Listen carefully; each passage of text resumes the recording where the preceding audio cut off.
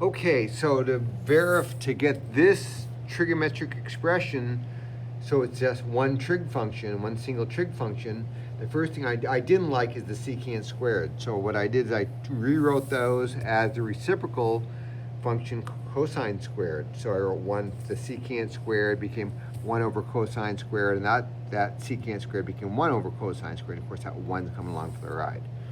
Okay, and then those double denominators are a problem. So what I decided to do is multiply that whole fraction by a form of 1. And I'm going to multiply the numerator by that, and I'm going to multiply that by the denominator.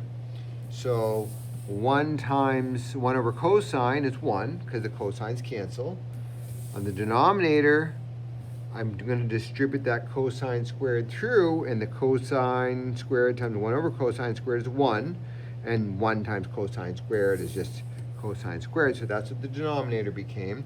Now remember, the numerator was just 1, and the denominator is that 1 minus cosine squared t. And then I said, cosine squared looks a lot like what's in that identity, that Pythagorean identity.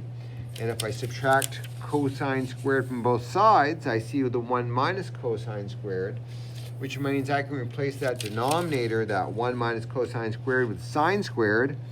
And then another name for 1 over sine is cosecant squared, or cosecant, and because it's squared, it's cosecant squared. And that's how you simplify that to a single trig identity, a single trig function.